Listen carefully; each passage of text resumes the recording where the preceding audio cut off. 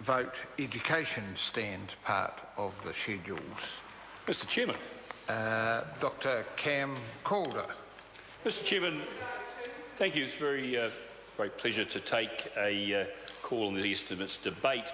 This government has worked assiduously and relentlessly to improve the education for all New Zealanders. We know that 4 out of 5 of our children do well, but we are steadfastly concentrating on unlocking the potential of 5 out of 5 of our students. We realise that education, successful education, is a tripod. It's the school, it's the student, it's also the parent. And the estimates funding that we have provided addresses all 3 of these areas. We're cognisant of the McKinsey report, which looked at the reasons why countries like Japan, Korea, Finland, Singapore and parts of China did extremely well with their education. And it was clear there were 3 common areas. They got the best teachers, they got the best out of teachers, and they intervened early when children fell behind. And our policies take into account these well-known and proven observations. In fact, National is going to spend across the entire education centre $12.4 billion in this 2013-14 financial year. $12.4 billion.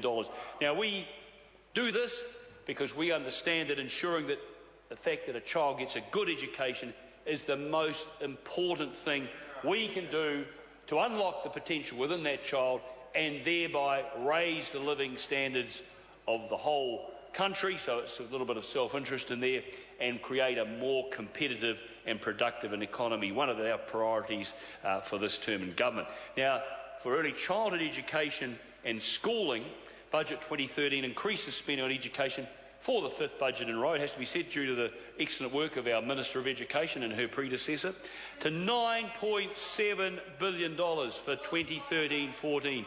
New Zealand's, it should be noted, in New Zealand's education investment in ECE and schooling is 7.2% of our GDP, which is well above the OECD average, which is around about 5.8%.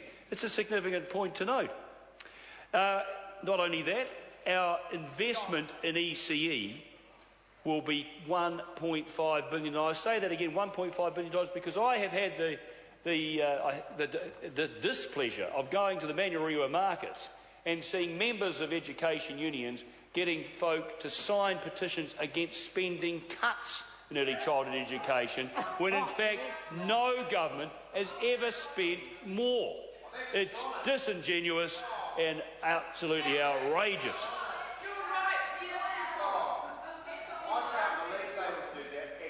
So our total investment in ECE is $1.5 billion, up $660 million since 2007-2008. Over the 4 years, the funding includes $41 million for equity funding and $39 million for universal subsidies to support participation for vulnerable children in our most needy communities, which happens to be where I am working, so I'm very, very happy with this initiative. Now, participation in early childhood education, we set ourselves targets. This government is not afraid to hold ourselves to account. In 12 months ending 2013, the early childhood education participation rate increased from 94.7% to 95.5%.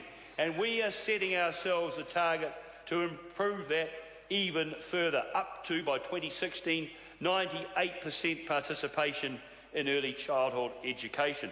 Now, we realise that this is not going to be easy. We realise the Ministry needs to secure participation of the most difficult to access kiddies and the most hardest to reach, those who have proven the most hardest to reach, including Maori and Pacifica and those in lower socio-economic groups. Well, thank you very much. The hardest to reach. Thank you. Thank you very much. The hardest to reach. On the Select Committee, we've heard of a number of initiatives to help reach these communities, including engagements with the Pacific Island Affairs and Ministry, Pacifica churches and the New Zealand Rugby League.